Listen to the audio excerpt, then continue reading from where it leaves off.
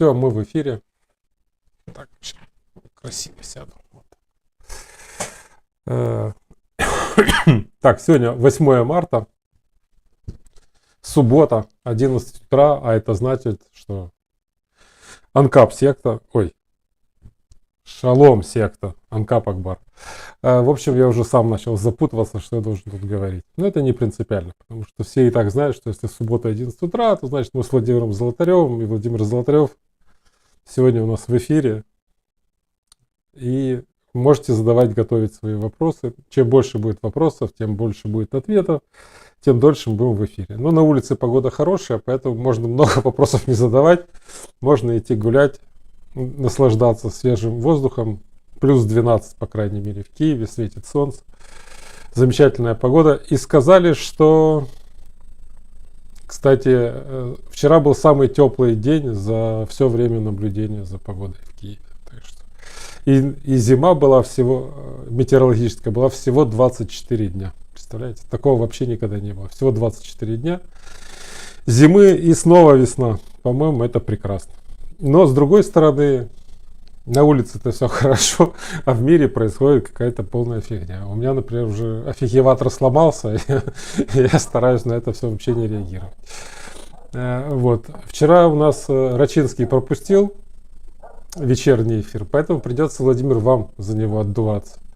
Можете объяснить, что вообще в мире происходит? Что у нас Трамп творит и вызывает нервные у людей стрессы? Валерьянка и галоперидол уже в аптеках закончились. Народ переживает. Ну, вообще есть почему переживать, потому что если Байден сливал Украину так потихоньку, да, у него же было... Мы еще в начале войны, в марте, 3 года назад говорили, что не дать проиграть и не дать выиграть, то теперь уже похоже на то, что американцы сказали, ну вас нафиг, украинцы, давайте быстро проигрывайте россиянам, у нас тут свои дела. Так ли это, или, может быть, все-таки есть что-то Ну, по-другому? может быть и так, просто тут надо понимать, ну, я бы больше интересовался сейчас извлечением уроков и, так сказать, ликвидацией ошибок. Вот. А урок для меня, ну, если говорить там, мы сейчас говорим о политике, то есть о нелибертарианских делах, вот, состоит в том, что, конечно, нужно было дать Трампу возможность завалить Байдена там, в 2019 году. То есть, грубо говоря, Зеленский сделал роковую ошибку, когда он подписался за Байдена. Вот. А в целом это вина вот того всего украинского, назовем это так, истеблишмента, который воспитывался демократической партией все эти годы. И, конечно же, там нажужжал в уши, ну, собственно говоря, там Зеленскому, да, да, он сам, наверное, такой, что вот, типа, демократы это, типа, что-то настоящее, а вот эти вот какие-то республиканцы, это какие-то непонятные реднеки, то есть, вот, внимание на них не надо обращать. Вот, и, собственно говоря,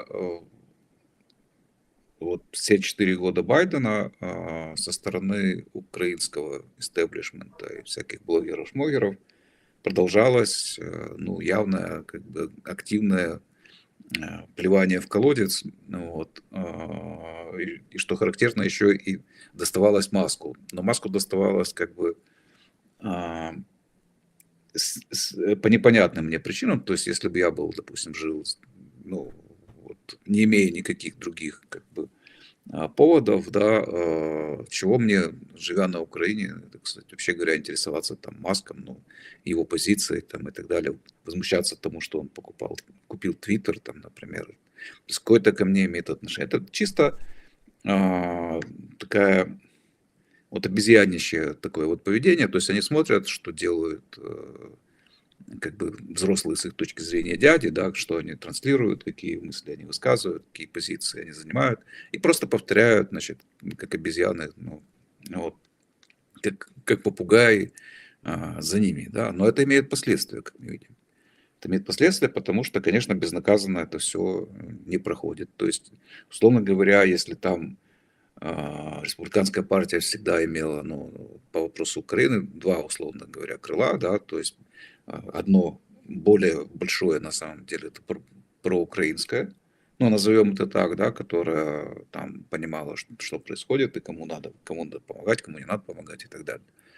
Вот. И более мелкое и незначительное крыло, которое, опираясь на самом деле на народную американскую песню «Куда уходят наши денежки», а это действительно такое, как бы, проблема, которая всегда перед американцами стоит, и этот лозунг всегда активно озвучивали именно республиканцы, вот, выступала с позиции, скажем так, ну, противоукраинских, прежде всего апеллируя к тому, что деньги идут неэффективно, они там разворовываются, непонятно, что там украинцы на эти деньги делают, как бы, и так далее. Вот. Так вот, стараниями в том числе, и я думаю, прежде всего, на самом деле, и вот этой всей деятельности со стороны нашего истеблишмента, вот это незначительное, скажем так, крыло в республиканской партии, оно все время расширялось.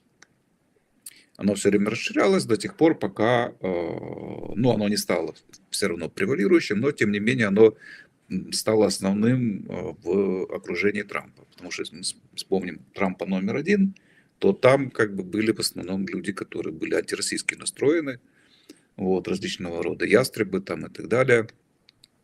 Вот. И за это время, как бы, особенно после того, как Зеленский, условно говоря, подписался за Байдена и отказался помочь Трампу с расследованием коррупции, так сказать, буризмы, а это, ну, как потом выяснилось, я уже говорил об этом, имело на самом деле решающий, могло оказать, точнее, решающее воздействие на исход выборов. Вот. Потому что, ну, мы помним там эту историю, которая была летом, когда пошли публикации, вдруг неожиданно про вот этот вот лаптоп, так сказать, знаменитый. Если бы здесь были какие-то данные со стороны Украины, то исход выборов мог бы быть другим, потому что потом были соцопросы, где людей спрашивали о том, как бы они проголосовали, если бы им было известно про лаптоп, как бы, Хантера и про всякие делишки там его и его папаши, как бы, связанных с коррупцией, значит, у нас здесь. Вот, то есть вся эта, как бы, группа, она выросла, вот, за все это время, и, собственно говоря, они сейчас определяют политику. Ну, а самое интересное, что тупые, значит, вот эти вот все блогеры-шмогеры, они продолжают, значит, активно вот эти все свои дурацкие песни до сих пор. Да, то есть они там хейтят этого Маска за любой чих, значит, который им не нравится, при том, что он, в общем-то, ничего такого никогда не говорил. То есть я за ним, по крайней мере, этого не замечал. Вот. Ну, там вот я как-то приводил там у себя в Фейсбуке пару цитат, так сказать, наших вот этих вот идиотов, которые там советовали Маску, что ему делать и чего ему не делать. То есть, ну, думать, что человек не читает, что ему пишут в Твиттере, это наивно. Да, то есть даже если он сам не читает, сам не пишет, ему все равно приносят, и он делает какие-то оценки там и так далее, и так далее, и так далее, потому что значит, зачем он этот аккаунт заводил. Вот. То же самое касается и того же Трампа, который там, неважно, сам он читает или не читает, сам пишет или не пишет, но опять-таки люди, которые формируют политику, они это дело мониторят и, безусловно, имеют в виду. Да, поэтому, ну, если бы я был конспирологом, то я бы сказал, что это очень удачная, как бы, диверсия со стороны товарища Путина, вот, который это все организовал. Ну, не знаю, насколько он там организовал это, насколько нет. Ну, скорее всего, природная тупость, так сказать, здесь больше.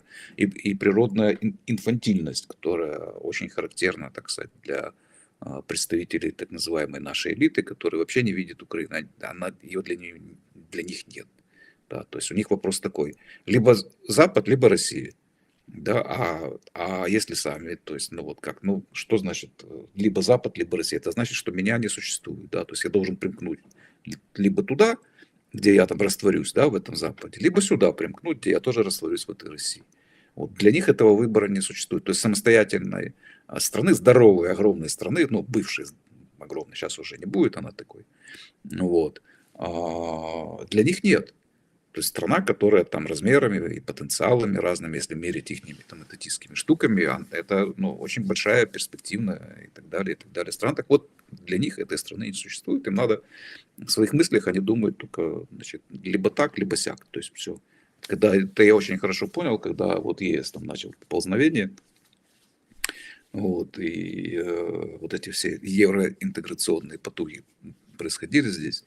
Ну, вот, и когда я писал что-то против этого Евросоюза, что нахрен он сдался и так далее, меня первый вопрос, который всегда задавали, а что тогда в Россию?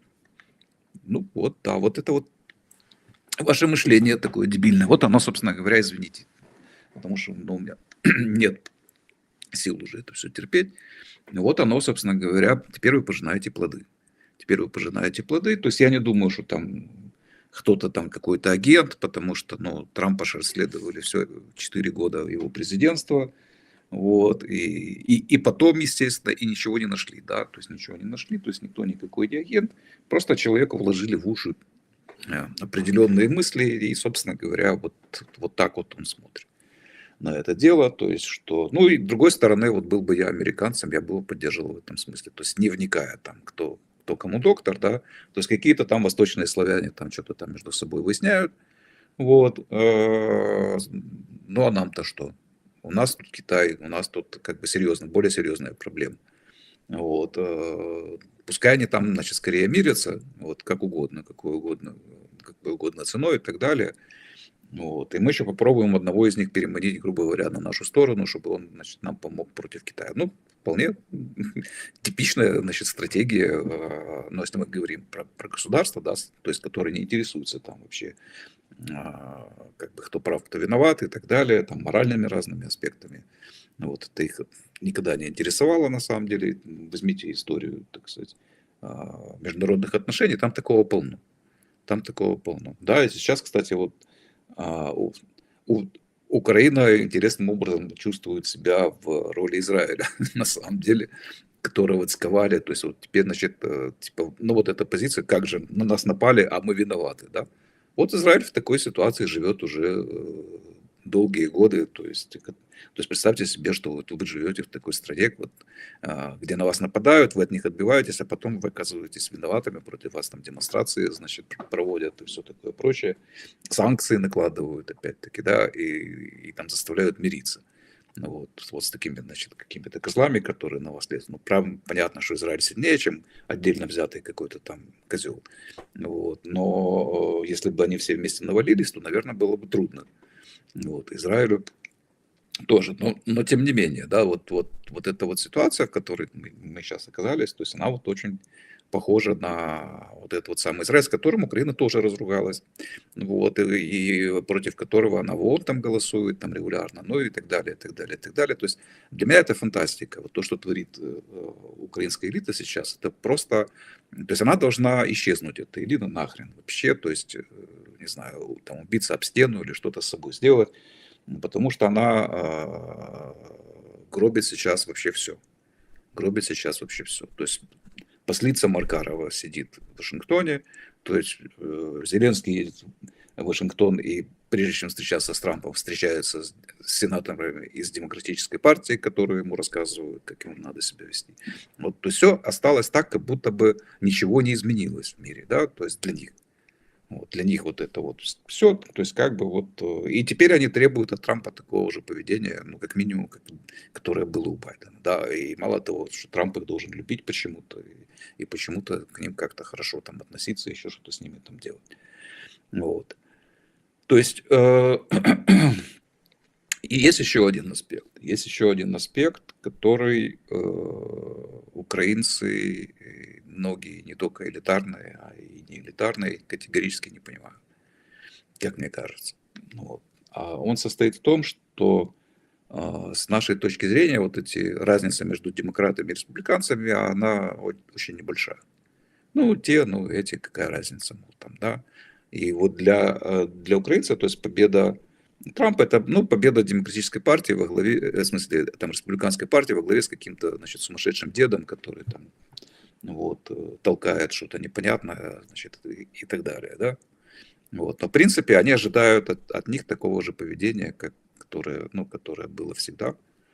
вот, и не видят, что для любого американца маркер левый или правый, особенно сейчас, да, то есть, может быть, это и было верно, так думать где-то, ну, не знаю, даже в какое время, там, условно говоря, ну, после Рузвельта, да, там, может быть, где-то в 50-е годы. Вот. Но с тех пор там ситуация очень сильно поменялась, и чем дальше, тем она больше обострялась. Вот. Я помню когда-то еще, когда был жив институт, значит, вот этот вот от республиканской партии, уже не помню, как вот там назывался, Международный республиканский институт, что-то такое. Вот они вот проводили семинары в Киеве. Вот на одном из таких семинаров тоже их, значит, спикер сказал, ну вы же знаете, что, ну, он как-то так поставил так вопрос, что, значит, от аудитории ждал ответа, что она должна подтвердить его предположение о том, что разница между значит, одной партией и другой, она очень большая. Но аудитория здесь считала, что разницы никакой нет. И его как бы спич, он в этом смысле не достиг ушей, да, потому что для него уже тогда разница была огромной, а для украинцев это было, ну, подумаешь, те подумаешь, эти там, что те капиталисты, что эти. Вот. И вот чем дальше, тем больше эта разница увеличивалась.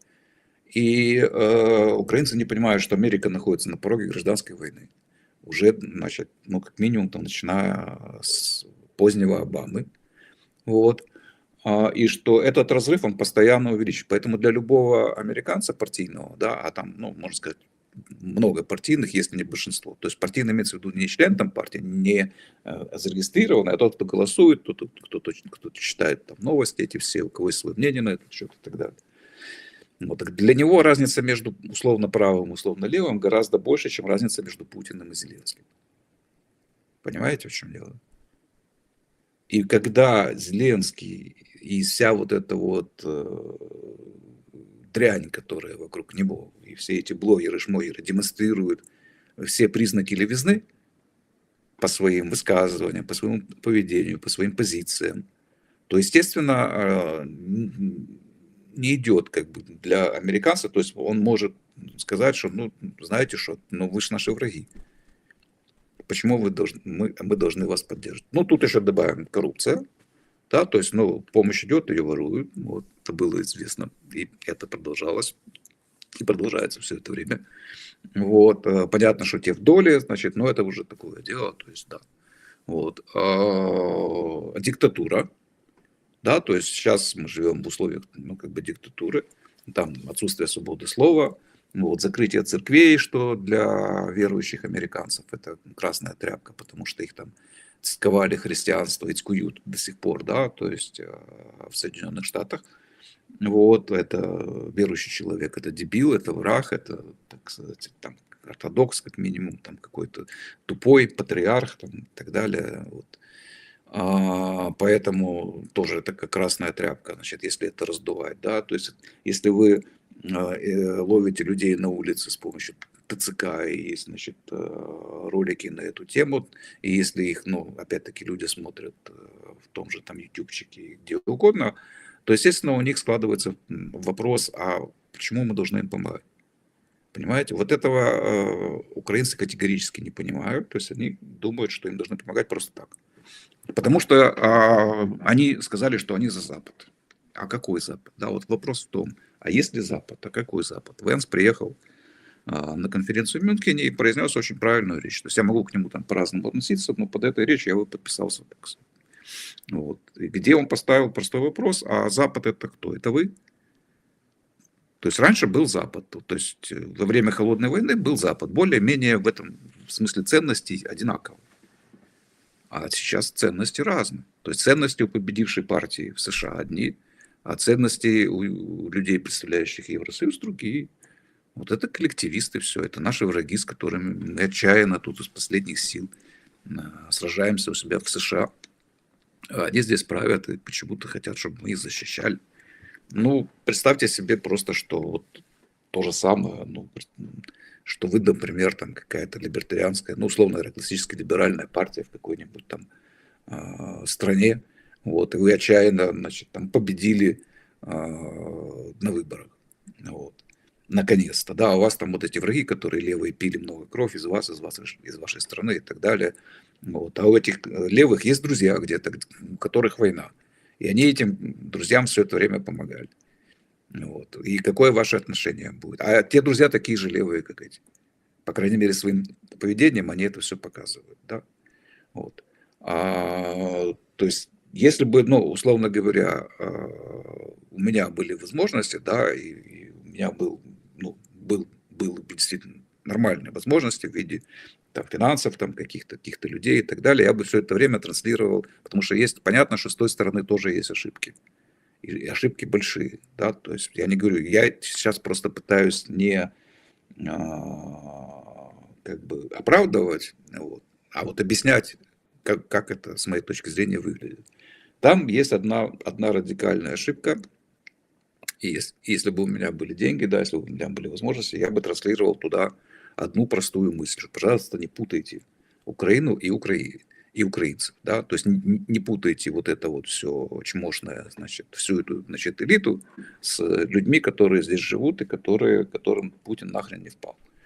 Вот, и которые на самом деле консервативнее ваших консерваторов еще, так сказать, может быть даже побольше, да, ну вот, потому что леваков на самом деле в Украине нет, ну, то есть их мало, вот они все, вот эти вот все блогеры, вот это вот все, вот, а остальной people, как бы, он вполне нормальный, вменяемый, и это тоже две партии, они еще пока не осознали это, вот, потому что вот этот вот people, который как бы не партийный, да, то есть который не кричит там нигде и не пишет ничего, он пока еще себя политически не идентифицирует. Но если бы кому-то пришло в голову, вот, так сказать, проверить их взгляды, то в основном это взгляды были бы, ну, понятно, там каша в голове, да, то есть это ясно, но они были бы все равно ближе куда-то туда, к консерватизму американского типа, как минимум, да, то есть ценности семьи, они никуда не деваются с Украины, слава богу, да, там другие какие-то такие вещи,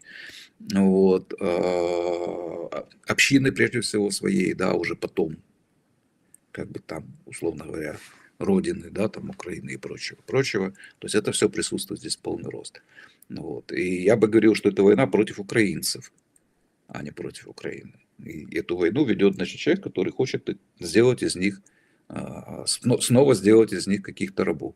Потому что они ему страшно досаждают. Именно украинцы. Не Украина, не Зеленский. Вот.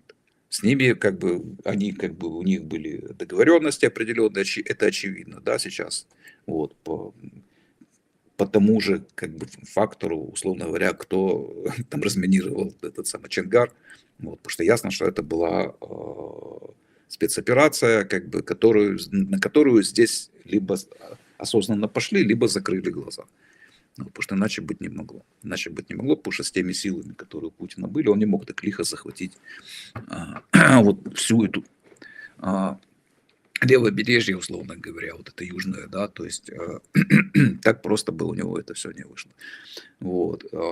И только именно украинцы сорвали весь этот блицкриг, а не вот эти все как бы власти, да, которые там уехали, тут же все потекали. Вот. И это война против них. Вот эту бы мысль я транслировал, я бы говорил, что, чуваки, здесь живет консервативное население. Вот.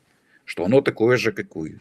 Вот, причем я бы это делал там, вне зависимости. Байден, Шмайден, там сейчас у власти, я бы это делал сознательно, понимая, что эпоха Байдена как бы закончится.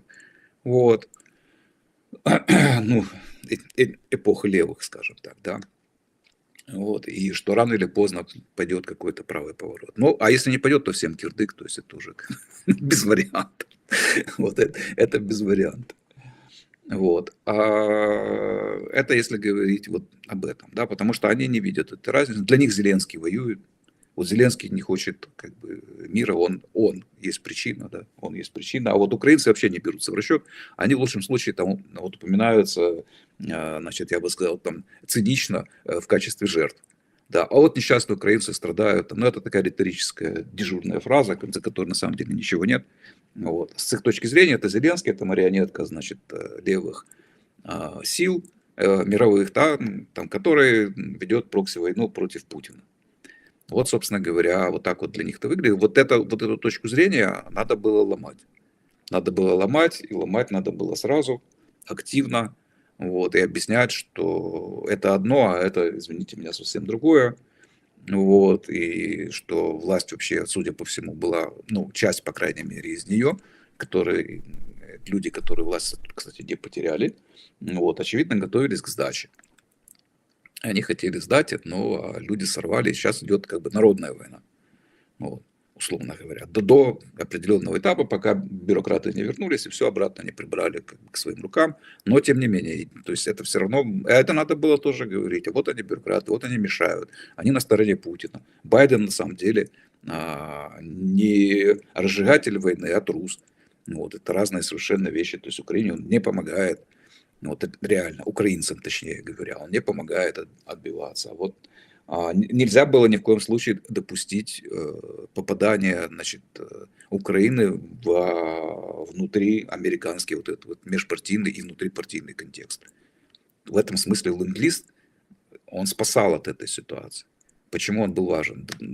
С военной точки зрения понятно, но гораздо важнее именно вот это. Гораздо важнее именно вот это. Потому что если бы был ленд-лиз, то не надо было бы голосовать за каждый пакетик помощи, значит, отдельно в Конгрессе и устраивать там политическое шоу. А когда вы устраиваете политическое шоу, то вокруг этого шоу выстраиваются уже в дальнейшем позиции, от которых потом очень трудно будет отказываться. И эти позиции впечатываются потом, они становятся такими бетонными, типа как здесь, значит, у вас там первая, значит, позиция, что это левое правительство, да, и это союзники глобалистов. Вторая позиция, что это коррумпированное правительство. Третья позиция, что это, значит, там диктатура. Вот, то есть, вот они постепенно вот обрастали вокруг чего? Вокруг вот этих голосований в Конгрессе. Потому что если вы не хотите, вам что ж подсовывают? Да, вам подсовывают так. Вам подсовывают пакет помощи Украине, на нем написано, да? Но вы туда лезете вовнутрь, а там помощи Украине из всего пакета, значит, там маленькая часть. Но вам-то надо, вы же не будете это все избирателю рассказывать, это трудно. Вам гораздо проще сказать, что мы против помощи Украины и так далее. И вот уже за вами такая репутация, а дальше вы в этой же репутации продолжаете работать. Потому что вас она лично не колышет. Пускай вам говорят даже, что вы против помощи Украины, и хрен с ним. А куда уходят народные деньги, тогда вы будете говорить. И отсюда у вас уже каждый пакет помощи, вот этот, там, допустим, там 50 миллиардов, да, где там 5 миллиардов Украине, вы будете говорить, что, вот видите, вы 50 миллиардов, значит, оказали помощь. Это уже становится частью вашей партийной риторики, вот, выгодной для вас, как политика. И вы от нее уже отказаться так просто не можете, да. И вот отсюда эти фантастические 500, значит, миллиардов Трампа, потом 350, значит, это вот все. Вот. Маск, кстати, умный человек, он все-таки попытался разобраться и сказал, что нет, на самом деле там было 100, и половина из них в Америке. Вот, осталось. Но дело ж не в этом. Дело именно в том, вот как это все происходит. То есть нельзя было этого допустить ни в коем случае. Вот, чтобы вопрос помощи Украины стал внутриамериканским вопросом. А это было сделано. Это было сделано, потому что Байдену это было нужно. И где этот Зеленский был со своими вот этими пальцами кози-бози, да, которые он Трампу крутил? Где он был такой смелый? Я ни разу не видел, чтобы он там что-то такое делал подобное с Байденом. Вот. А надо было делать сразу, да, вот надо было кози-бози свои показывать, значит, вот там, значит, когда они затихарили ленд-лиз. Вот. И сделали они это не, еще раз говорю, не по каким-то там экономическим и военным причинам, прежде всего по политическим, потому что они прекрасно понимали, что если ленд-лиз будет, то Украина будет вопросом техническим. Потому что помощи такой военной Америка оказывает много кому. Вот. И если это будет так, ну, это будет вопрос Пентагона там, и всех этих ведомств, которые там отгружают эти танчики. Вот. Но это не будет вопрос там раз в пару месяцев голосования в Конгрессе там, про очередной пакет помощи. С воплями, с одной стороны, куда уходят народные деньги, а с другой стороны, мы должны помочь, значит, против преступного режима Путина. Ну, вот. То есть и то фигня. Вот. А в итоге как бы вот получили то, что мы имеем. Да, вот то, что мы имеем. Вот. А это как бы вот попытка такого быстрого как бы анализа, условно говоря, наших провалов и ошибок с той стороны, вот, потому что, ну, про провалы я там пока говорить не могу, потому что они, ну, только началось еще все. А есть еще как бы более глобальные, скажем так, вещи, да, то есть более глобальные, серьезные вещи о том, что вся эта публика, значит, трамповская, она сейчас пытается этот мировой порядок менять. Ну, вот, а мировой порядок, опять-таки, мы знаем чей. Это мировой порядок, как бы, где доминирует вот эта вот вся, значит, левацкая идеология, скажем так, да, ну, вот, которая вот определяется в пользу, ну, в пользу определенных игроков, там, в пользу определенных сил, вот, и они сейчас пытаются это все сносить. Вот, Украина в этом смысле, конечно, мешает. Война вот эта вот, да, то есть она им не нужна. То есть это просто попытки понять, почему, ну, что они делают и почему они так действуют. Вот. Приплетать сюда Дугина, Шмугина, там Путина, еще кого-то, это, ну, мне кажется, смешно. То есть вот люди, которые об этом всем рассуждают, они приписывают Путину какую-то сверхъестественную силу, которая вот все может, вообще говоря. Может купить президента США, который будет тихонечко сидеть там 4 года, да еще и периодически давать Путину по голове, вот, который будет сидеть потом 4 последующих года, против которого будет расследование и так далее, который уже во второй свой срок вылезет и вдруг, значит, станет шпионом Путина. Вот немедленно пойдет исполнять, значит, его приказы, которые он ему там по рации, значит, вот это вот азбукой Морзе, наверное, отстукивает. Вот, то есть это, ну, это фантастика же, правильно, да, то есть нет у него такой способности, нету, да, и у КГБ у этого хваленого, да, оно там проводит, но оно такое смелое и как бы и отважное, и успешное просто на фоне остальных. А остальные просто мябли, потому что они сидят, значит, там на хорошем пайке, это как советская армия была в свое время. То есть, вот та армия, в которую я шел, да, вот, она вот была вот такая. То есть там сидели, получали зарплату, воевать там никто не хотел, не думал. То есть, а зачем? Вот. То есть это не было вообще никогда даже в мыслях у военного. Вот представьте себе армия, которая на процентов 99 состоит из именно таких людей. Ну, вот. То есть они там ничего не делают, получают зарплату, там выполняют какие-то свои там дурацкие обязанности, и, собственно говоря, вот так же работают все западные, эти все разведки. Вот. Ну, а КГБ от них отличается тем, что оно вредит, да, но, то есть оно работает. Вот. Но это не значит, что оно там какое-то суперэффективное там, и так далее. То есть оно на фоне этих суперэффективных. Ну, вот. Поэтому я не думаю, что там какая-то произошла там трансформация, там ищут каких-то идеологов, там, которые это все там, типа вот подсунули, там, типа, значит, переориентировали несчастных американских консерваторов в эту сторону. Но эти идеологи всегда были. Эти идеологи всегда были. Американский консерватизм – это очень широкое понятие. Там есть откровенные социалисты и, условно говоря, люди, которые пришли либертарианцы. И это все люди называются консерваторами. В том числе есть там и различного рода вот такие группировки, которые вот стоят на позициях не американского, скорее, а европейского консерватизма. Да? Вот. А это разные совершенно вещи, вот, для которых это важно. Там геополитика, вот это вот все, там, кто там с кем и так далее. Потому что американский консерватор, это, для него это вообще не имеет значения. Вот. Отсюда и обвинение консерваторов в изоляционизме. Хотя изоляционистами они не были, они просто не хотели лезть в чужие войны. Это правда.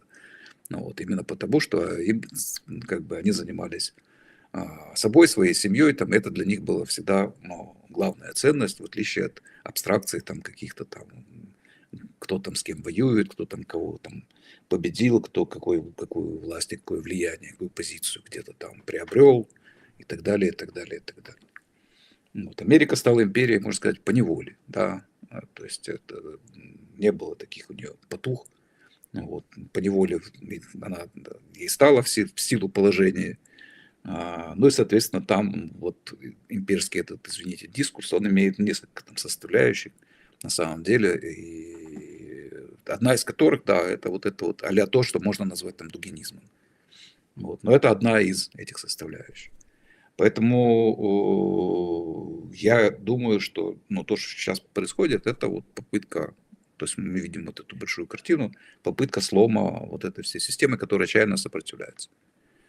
И у этой системы есть составляющие, которые нас лично тоже задевают. Вот, конечно же. И больно задевают, такие как отношение к этой войне, вот, и общая как бы такая позиция, что я не буду разбираться, кто из вас тут прав, кто виноват, прекращайте немедленно, значит, вот, иначе я вас буду принуждать к миру.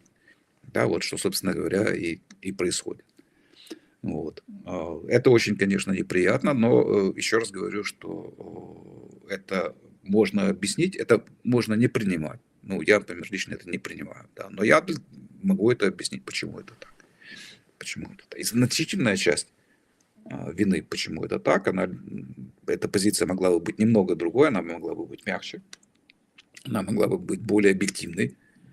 Вот, потому что, еще раз говорю, что своим поведением за все эти годы Зеленский, компания и все эти, значит, примкнувшие блогеры-шмогеры, они четко сложили о себе мнение о том, что это левые, которые руками, значит, компании коррупционной Байдена воюют с Путиным и отмывают на этом бабки, и что всем этим рулит, условно говоря, процессом Зеленский, что он хочет войны, вот, что он, значит, любой ценой будет воевать там до конца и так далее, и так далее.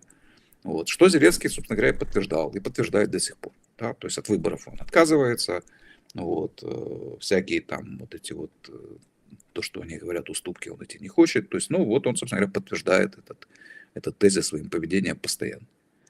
Вот. Но это можно было, еще раз говорю, поменять, это можно было, поскольку, еще раз говорю, вот эта антиукраинская группа, она была более слабой и остается более слабой. Вот. Даже сейчас, хотя она сильно расширилась благодаря усилиям со стороны украинской стороны. Вот. Но это можно было все исправить. Этого можно было даже не допустить, если вести другую политику. Если вести политику более разумную, более взвешенную. Понимаете, еще есть момент такой, это эмоциональность вот эта вот украинская, которая играет постоянно играет против нас. Постоянно. Детский сад просто, понимаете, детский сад. То есть это поведение вот сейчас людей, которых, условно говоря, нелюбимый ребенок в семье вдруг стал любимым. Да, вот, и вот никто не обращал внимания на него, значит, вот он там где-то что-то пытался себя строить, там что-то пытался доказывать. Вот, и тут вдруг так получилось, сложились обстоятельства, что вдруг все на него обратили внимание, начали хлопать: ой, какой ты молодец. Это я имею в виду первые месяцы войны, да, то есть начало войны, когда оказалось, что товарищ Путин, значит, не сможет за 3 дня Киев взять. Вот. Начались, значит, всемирные вот аплодисменты в адрес храбрых украинцев, вот, и лично товарища Зеленского, который, значит, не втик, возглавил, значит, опер, там, героический и все такое прочее. Вот. И вот этот нелюбимый ребенок вдруг почувствовал, значит, вот эту признательность публики, да, признательность там своей семьи, вот, и впал в раж. То есть он уже смело посылает Масков куда угодно, там, значит, он смело посылает Трампов куда угодно. Вот это вот. И в этом состоянии он пребывал, практически все это время. Да, то есть понятно, что в этом состоянии сначала пребывало много людей, а потом по мере осознания реальности, да, от этого отваливалось все больше и больше. Но вот верхушка, она последняя понимает. До нее, значит, доходит до последней, что происходит, да. И вот в этом состоянии, вот эта вся вот эмоциональность ненужная, вся вот это, как же я такой крутой, значит, я там спасаю мир, я лидер свободного мира, там, и все такое прочее. Вот. Это тоже все идет, конечно же, во вред. Все идет во вред, потому что разум не включается, а он не нужен. А зачем? Да, то есть, если можно в себе качать, значит, там эти полезные гормоны, я уже забыл, как они там называются, гормоны эти радости, да, всякие, которые вот меня все любят, там все двери передо мной везде открыты, я выступаю там на всех Я не про Зеленского говорю, а в целом про людей, которые, ну, которые себя с ним ассоциируют, да, то есть понятно, когда это типа наш президент, так или иначе это будет. Это будет у всех, у либертарианцев, кто угодно. Ассоциации это будут, что это типа наши. От этого очень трудно избавляться. Это долгие медитации и прочие сложные практики, чтобы перестать себя ассоциировать с властями. Вот. И вот мы, наш, вот он, значит, поехал, выступил, ему тут пообещали, тут ему дали танчик, тут еще что-то случилось, значит, такое. Вот. А вместо того, чтобы более реалистично смотреть на ситуацию и неустанно работать над этой ситуацией, например, понимая, что товарищ Бидон может пролететь на следующих выборах, а точнее, значит, это товарищ Харрис. Вот. Даже, да, особенно после того, как они устроили переворот против Бидона в его собственной партии и выставили Харрис, то есть стало понятно, что дела там как-то плохо. Да? То есть даже с этого момента, если бы всерьез начать работать с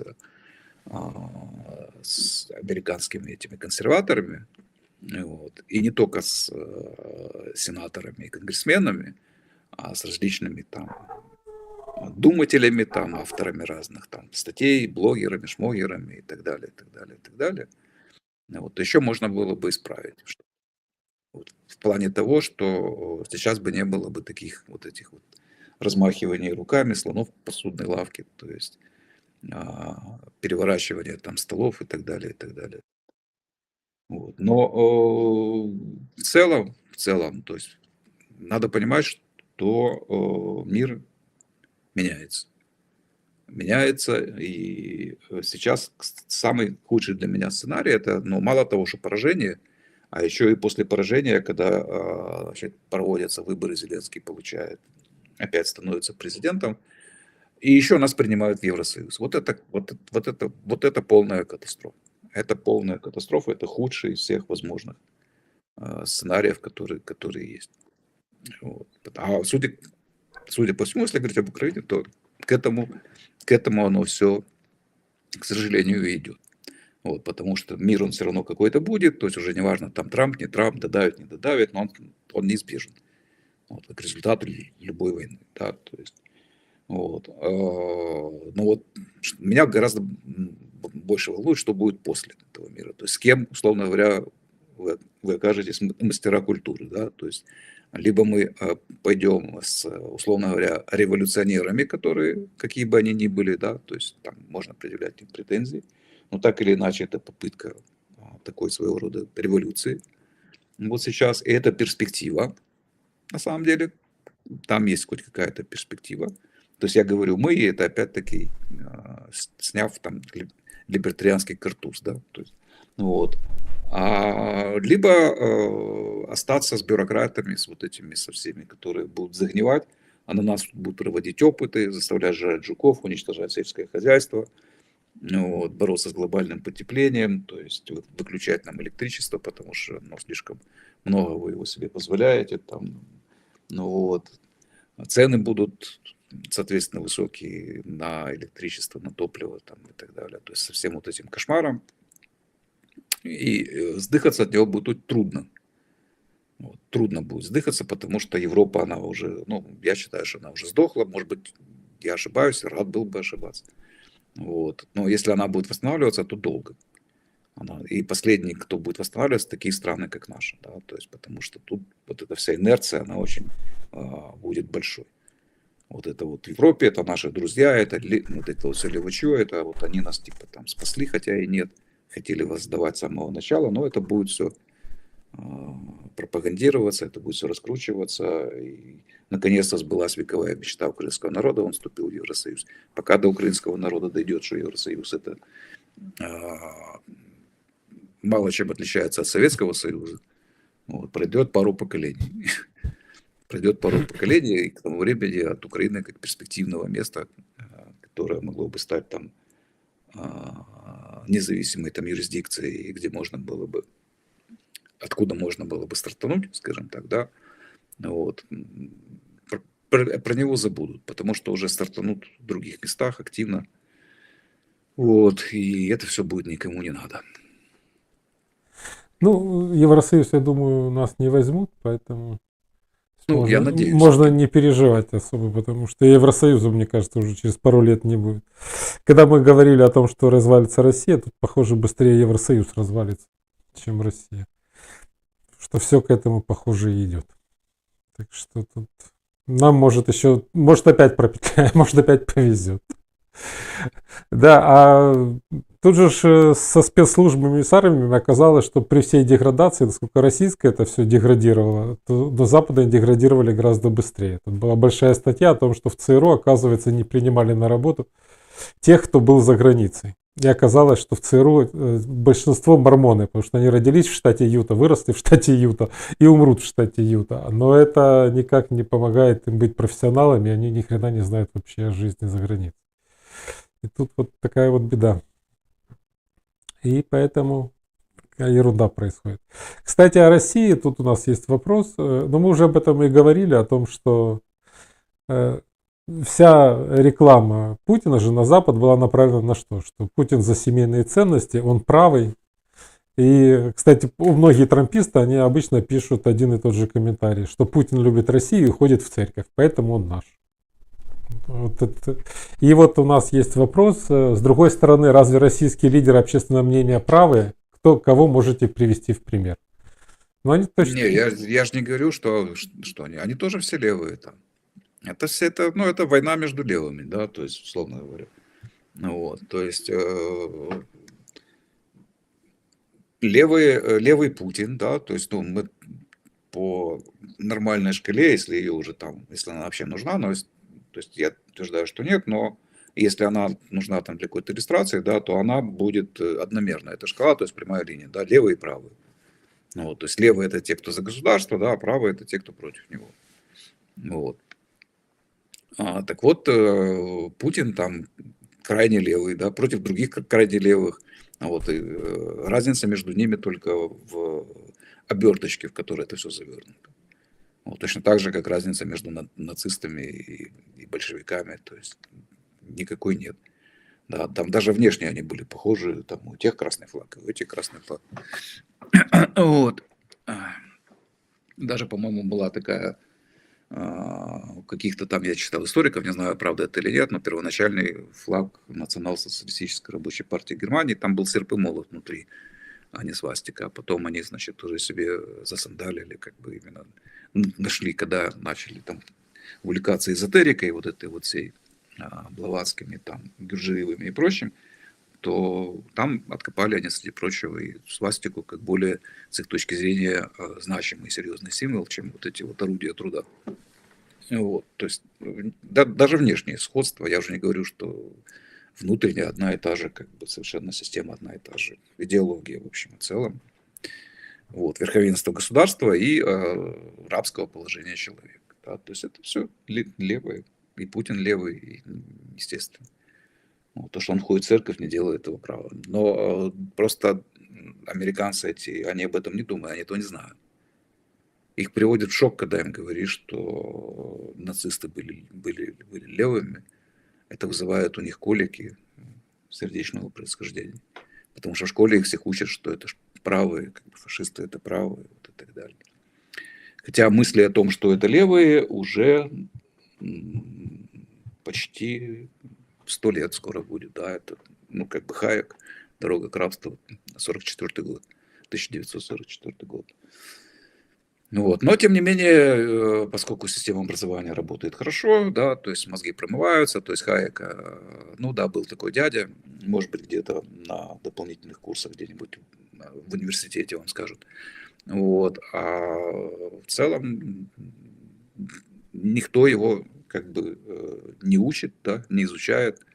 Вот, а изучают совсем другие как бы, штуки. Кстати говоря, вот это все деление тогдашнее, оно, ведь именно коммунисты активно пропихивали мысль о том, что нацисты левые, в смысле правые. Сами нацисты, они не заморачивались этим абсолютно. Вот. А это именно их работа для того, чтобы как бы вот объяснить, почему они против них. Ну, почему они против них. А на самом деле и те, и другие боролись за один и тот же электорат. Ну, вот, то есть В этом, ну, если говорить о Германии, да, в этом, собственно говоря, причина их взаимной ненависти, потому что они на одном поле топтались. Вот. Потому что большевики немецкие же тоже были против Версальского договора, так сказать, и так далее. И только вставать с колена они хотели как бы в рамках интернационала, вот, а не по отдельности, как предлагали нацисты. То есть это просто разница между ними, скажем так, она чисто внешняя. Поэтому это все левые. И понятно, что лидеры общественного мнения в России не могут быть другими, потому что они тоже, как и лидеры общественного мнения Украины, все сидели на разного рода грантах, там, полугрантах там, и так далее. Вот. Но если раньше там еще были какие-то люди, то со временем они, конечно, исчезли, уехали и так далее. Грантов им не давали, поэтому они, как лидеры общественного мнения, не состоялись. А эти, значит, вот давали только своим, вот они свои, собственно говоря, и есть. И они, конечно, тоже левые. Кстати, спрашивают Владимир, почему в конкурентной борьбе на территории бывшей Российской империи из всех групп победили именно большевики? Ну, то есть, получается, в Германии победили нацисты, а в России большевики. Если продолжать. Везде победили, скажем так, тоталитарные силы. То есть почему победили, это там куча написано исследований разных, но это же вопрос на самом деле в том числе и вопрос случая. А если бы он как у этого остров Крым, это кто написал, я уже не помню, Войнович, да? Аксенов. Да. Аксенов. Да, Аксенов, да.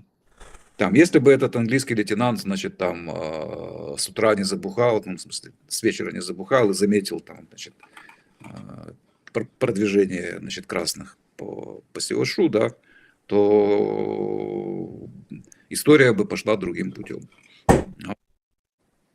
Вот, потому что тогда бы был бы Крым как самостоятельное как бы государство, остров Крым, значит, очаг капитализма вот, в этой всей бывшей Российской империи, которая ныне называется Советский Союз. Вот. Так что и здесь тоже и случайности, и масса других причин. Но надо же сказать, что опять-таки, если брать тот расклад, то правых там тоже опять-таки в том раскладе не было. Даже кадеты, они были наполовину левые, скажем так, да, то есть это было центристское с небольшим правым крылом, вот, и с наличием, так сказать, левого крыла партии. Вот. А в учредительном собрании, да, это была как бы самая правая, скажем так, из тех оставшихся на тот момент партий. Вот. А правая просто относительно всех остальных. Эсеры были левые. Вот. Эсеров было, они были сильнее, чем большевики, их было больше и так далее. Просто, я бы сказал, что в данном случае, конечно, роль личности в истории в том смысле, что товарищ Ленин, он был абсолютно беспринципный чувак, которого интересовала только власть. И пока он не пришел полностью окончательно к власти, он зависел от союзов. Эти союзы он очень ловко использовал, в том числе и эсеров, с которыми они были в блоке там, и так далее. Вот. То входили, то выходили, то есть он все время маневрировал ловко. Вот. И поэтому, собственно говоря, вот у него все получилось. Ну и левые идеи, они же были популярными в начале 20 века во всем мире. Вообще идеи, интересно, это отдельная история, о том, как идеи захватывают массы. Точно так же, как в 20-30-е годы там, идеи фашистские были популярны во всем западном мире. И мало кто обращает внимание, что в Великобритании перед Второй мировой войной фашистских групп было достаточно много, и они точно так же устраивали еврейские погромы в Лондоне. Ну, просто не в таких масштабах. Точно так же проводили свои громкие митинги и маршировали в коричневых рубашках. И не говоря про США, где фашистских групп было вообще огромное количество. И вообще считалось, что США должны поддерживать Гитлера, потому что это нормальный наш пацан. Просто нужно учить историю. Мне кажется, большая проблема в том, что люди не знают историю, не хотят в ней разбираться и думать. Хотя, Да, тем более, что таких ситуаций, как сейчас с Украиной, там, по-моему, вся история из них состоит. То есть сплошные вот такие ситуации, сплошные. Вот. Но это ж надо как бы знать, это ж надо, ну, понимать, что вот такое может быть. Вот. А не скакать от радости, что тебя наконец-то признали, и что ты вот наравне с большими пацанами можешь там тоже теперь, значит, ходить там на разных форумах там, и так далее. Вот. А здесь была именно эта эйфория, вот эта вот вся, которая еще не прошла там у многих до сих пор. Вот, по поводу того, что вот мы там состоялись, там, мы, опять-таки, да, состоялись, как какая-то нация, там, нация, она либо есть, либо ее нет, да, то есть, а вот, да, понятно, что такие вещи тоже как бы влияют на людей, да, которые в итоге и составляют нацию, на культуру, которая отличает одну нацию, условно говоря, от другой. Вот. Но это все очень сложные вещи, которые вот так вот с кондачка они не меняются. Да? То есть не может от одного события, пусть и серьезного, и рокового там, и так далее, вдруг что-то изменится. И мы это сейчас видим. Да? То есть как была инфантильность, так и она осталась, так она и осталась в основе, условно говоря, этого как бы поведения социального многих и многих украинцев, к сожалению. То есть, когда это поведение у него индивидуальное или групповое, где он ну, в своей среде, то он себя так не ведет, как идиот. Вот, вполне, значит, разумный, вменяемый и консервативный человек. Ну, вот, в хорошем смысле слова. Да, стоит его попасть куда-то в фейсбучик или в твиттер, где у него срывают крышу, значит, и он уже совершенно каким-то папуасом там скачет, значит, ну, вот потому что он не, в том числе и не читал книжек по истории, да, и он не думает, он не хочет думать, у него эмоции, ему хорошо. спрашивают вас, Владимир, а кто с кем воевать будет в гражданской войне в США? Левые и правые штаты перемешаны, город и деревня левые и правые часто перемешаны.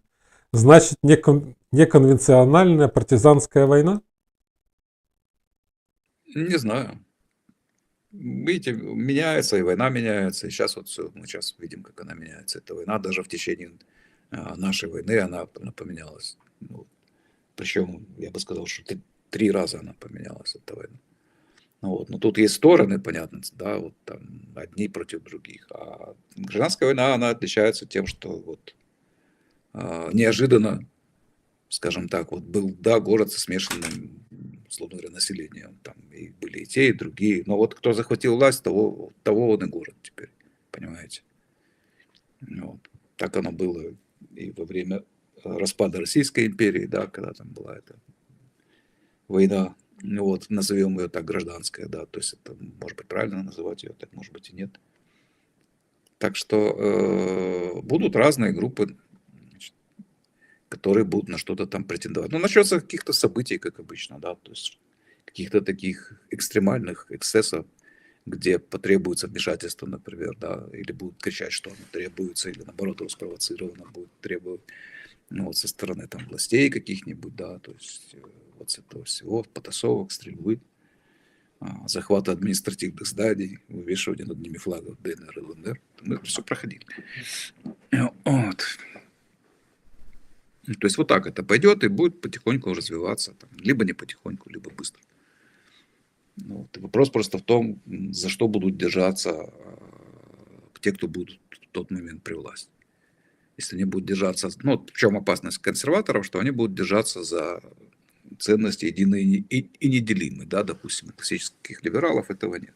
Условно говоря, реши сегодня там Калифорния выходить из состава США всерьез, да, не то, что у них там, вот, то классический либерал сказал бы бай-бай, все, нахрен с пляжа. Очень, я только рад, что вы уходите, потому что вы нас так уже достали своими конгрессменами там в огромном количестве, которых вы посадили и которые голосуют за непонятно что. Вот. А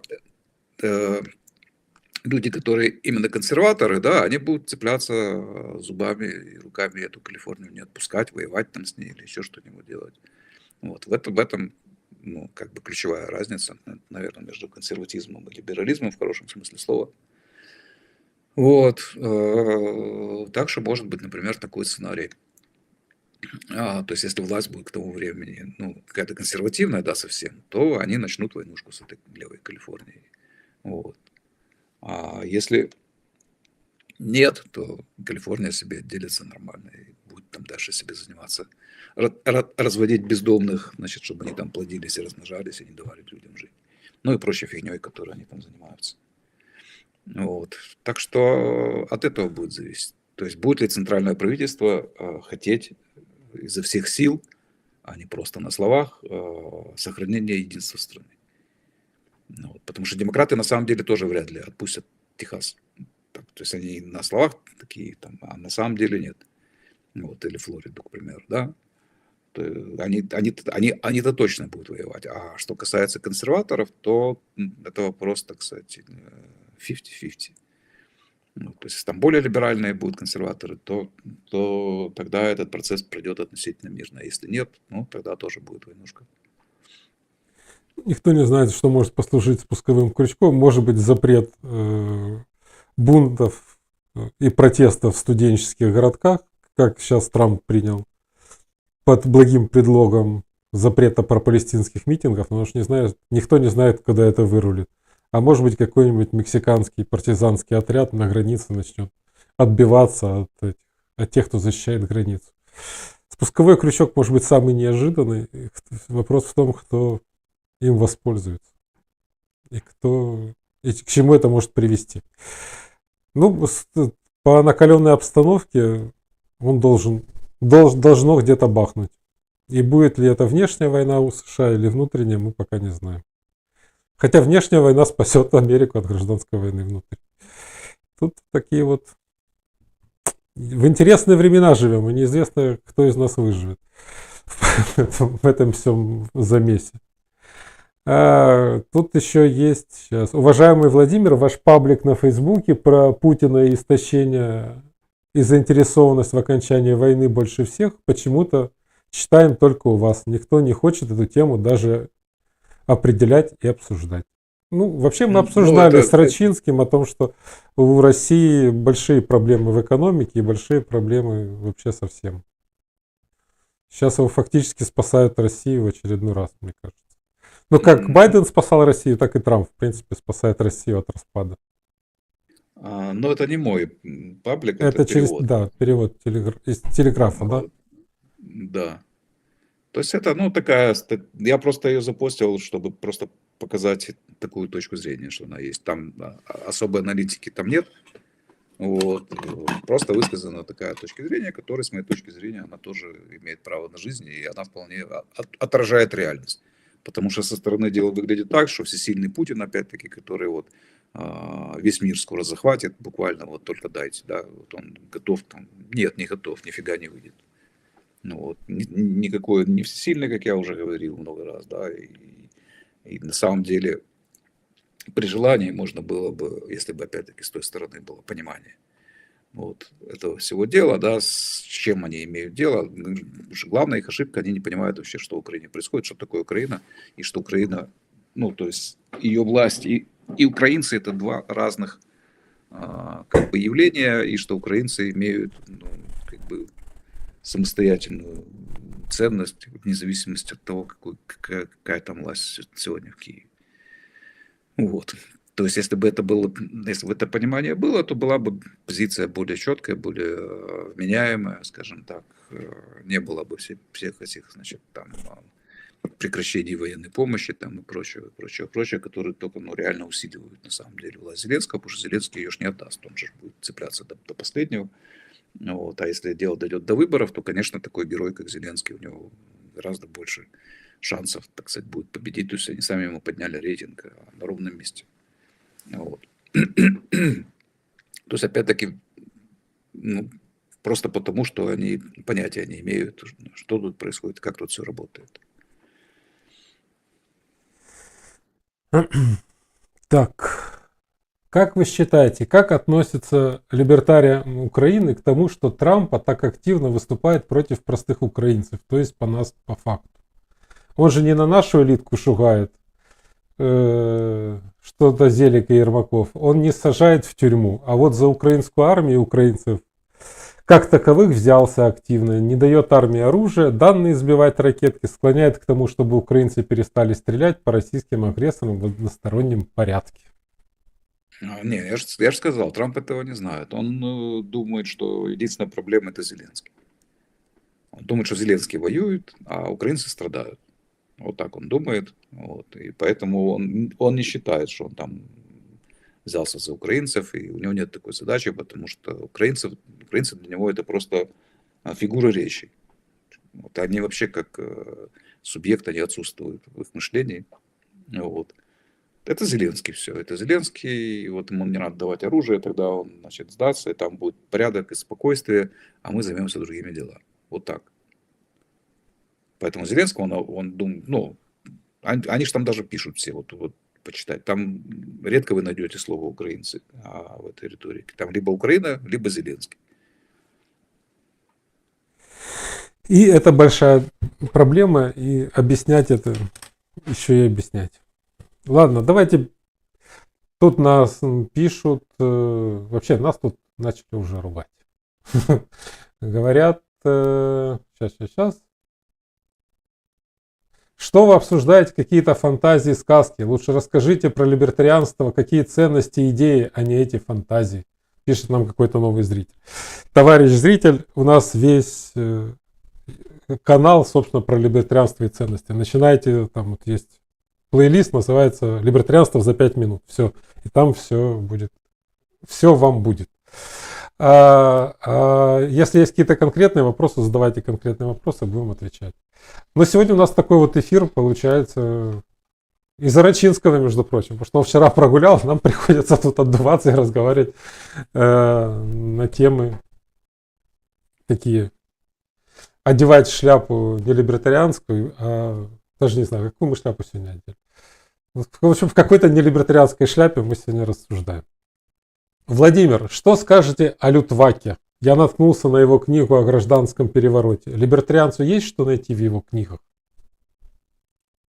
Да, либертарианцу в любой книге можно что-то найти.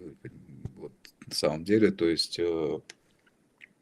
идей всяких много, и нет, знаете, на самом деле и либертарианство, оно ж не есть какой-то там чистый, кристально, значит, возникший сразу полностью в голове одного человека идеи там или набором каких-то идей или ценностей. Это тоже как бы всегда с опорой на другие предшествующие знания, на другие идеи, на другие концепции. Вот. Из них вырастает что-то новое, потом вот и либертарианство это точно так же. То есть это на самом деле классический либерализм, который просто переосмыслил, а точнее вообще говоря, осмыслил, а не переосмыслил свою позицию по отношению к государству. Вот. И некоторые утверждают, что это даже просто возвращение на самом деле к исходной позиции классического либерализма, где, то есть еще даже, скажем так, до Адама Смита, вот, и более ранние как бы такие мыслители, как Лок, или еще более ранние такие люди, как там, Левеллеры в Англии и там либералы, но уже французские, которые эти люди четко понимали, что существует в обществе классовый конфликт. Вот, и в этом конфликте есть две стороны. Это те, кто платит налоги, и те, кто их получает. Вот. Маркс эту идею украл. Вот. Он, собственно говоря, и не отрицал, что он ее украл. Именно у классических либералов, у тех ранних. Вот. Но он ее переформулировал так, как он ее хотел, то есть у него классы другие. Вот. Но если вот эти классы либеральных можно увидеть, их можно увидеть там в налоговых, так сказать, вот документах, они там проходят, и они фиксируются законодательством, то классы Маркса это просто фантастика, то есть это просто допущение некоторых гипотез о том, что вот есть такие люди, которые, значит, а есть вот другие люди, и одни эксплуатируют других. Потому что в случае государства эксплуатация, вот она наглядно видна, а одна наглядно существует. Так вот, можно сказать и так, что это возвращение как бы к старому пониманию государства, потому что потом оно у классических либералов как бы оно изменилось, и особенно благодаря стараниям Джона Стюарта Милля, вот как бы классический либерализм уже дальше пошел в разнос. Вот. Либертарианцы опять это дело собрали как бы, вот, в логически стройную систему.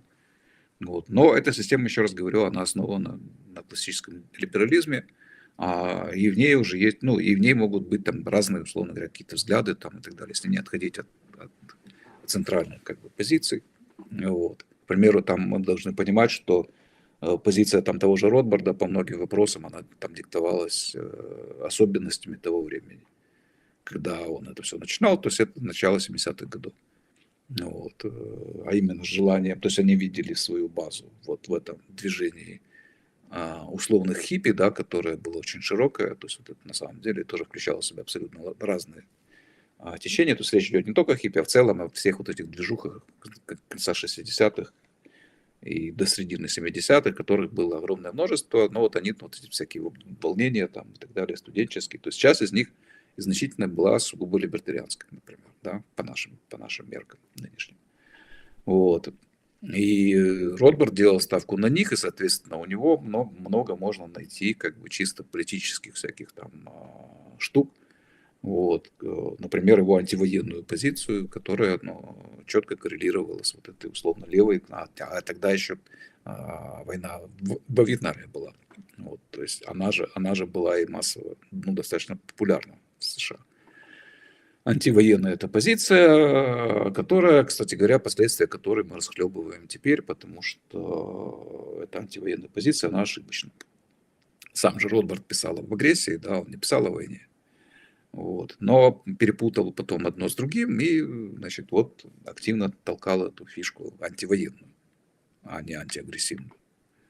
Вот. Поэтому для западных либертарианцев, которые, опять-таки, невнимательно читали этого Ротбарда и не поняли особенности момента, вот, они агрессивную сущность, собственно говоря, либертарианства как-то отодвигают на второй план, тогда, когда речь заходит о войне. Потому что у них немедленно вскакивают антивоенные, вот, и они начинают вот эти все свои дурацкие левые на самом деле пляски и танцы, вот, по поводу войны, что надо прекращать войну, там люди гибнут там, и так далее, и так далее, и так далее. То есть я это все к тому, что нет, наверное, каких-то... То есть я не берусь там сейчас критиковать, то есть и рассматривать конкретные там каких-то авторов, да, вот. Но просто везде можно найти что-то полезное, что-то бесполезное, в том числе и в идеях, которые вроде бы даже должны быть нашим, где-то противоположным, но даже там могут быть какие-то полезные моменты. Так, у нас есть вопрос из серии Friedman Style. Допустим, в свободном обществе случилась перестрелка с погибшими с обеих сторон. Для некоторых жертв точно известно убийцу, для некоторых нет. Чем частные суды могут помочь, как упростить суду работу?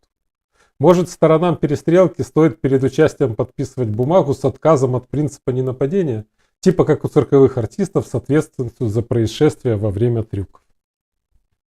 Я не думаю, что надо что-то подписывать. Я не вижу тут проблемы, потому что если это перестрелка, условно говоря, по обоюдному желанию, так суд и не будет разбирать ничего. Захотелось дуракам пострелять друг друга. То есть, если, тут же как? Мы привыкли, что суд – это часть вот репрессивной машины, да? То есть, как это было бы у нас. То есть, вот они где-то стреляют, вот, друг друга, приезжает полиция, их винтит, например, и после этого их тащат в суд, и суд их судит. Вот. Но там же такого не будет. То есть, условно говоря, если это их территория какая-то, да, к примеру, там, вот у них там какое-то подворье, там, имение, там, одни приехали к другим, и они там стреляют друг друга. Если в суд никто не обращается, то никакого суда не будет. Пока вы сами пока жертва, страна, которая считает себя жертвой, не придет в суд, суда не будет. То есть вот так оно работает. Нет прокуратуры, да, нет полиции, то есть и так далее, которая должна приехать и прекратить безобразие. Это безобразие не считается до тех пор, пока одна из сторон не обратится за разрешением конфликта к третьей стороне, то есть в суд. Вот. Поэтому, если это перестрелка между бандитами, где у них там заранее свои кодексы чести и все прочее там существуют, вот, то тогда суда нет. Если это перестрелка на чужой территории, тогда да. Тогда может, но опять-таки собственник может и не подать, например. Если его все устраивает, например, то он может и не подать в суд, к примеру, да, то есть, ну, вот они постреляли друг друга, а он, допустим, их боится там или еще что-то, вот, они его собственность, к примеру, не повредили, вот, он в суд тогда подавать не будет, и, следовательно, все, то есть все останется как есть. А если же, к примеру, это опять-таки происходит на чьей-то другой территории, не на территории, принадлежащей кому-то, ну, из членов этих банд, вот, то и там, значит, к примеру, ранены прохожие, да, там разрушена какая-то собственность, побиты витрины там и так далее, то тогда и с одной стороны, значит, прохожий, если он жив, либо его родственники, если нет, там, либо значит, люди, которых он назначил в случае, ну, к примеру, у него нет родственников, но он же участвует в правоотношениях, то есть у него должен быть кто-то, кто будет выступать от его имени, какой-то юрист, если с ним там произойдут какие-то события, да, то есть вот ну, его, например, убили, и тогда этот человек тоже тогда идет в суд и говорит, что вот случилась такая вот фигня, значит, вот тогда давайте ловить вот этих бандитов, будем их судить, потому что они убили этого человека. И тут же приходит собственник, допустим, там, к примеру, ну, улицы, торгового центра, там, неважно чего, вот, которому там побили витрины, и говорит, вот эти козлы тут бегали вчера, значит, тоже, и вот принесли мне вот такой ущерб. Вот, и тогда уже включается полиция частная, там уже они там договариваются, какая там и так далее, и, скорее всего, это та, которая работает с этим торговым центром или улицей, ловят этих козлов, вот, и тогда уже с ними, значит, разбирается даже суд, чтобы выяснить конкретно, что там происходило, кто виноват, кто не виноват и кто кому должен. Вот. И с них потом берется компенсация, вот, за причиненный ущерб. Вот так это выглядит. Но тут важно понимать, что нет прокуратуры, нет полиции, ну, полиции в том смысле, как мы привыкли, которые приезжают на любой чих.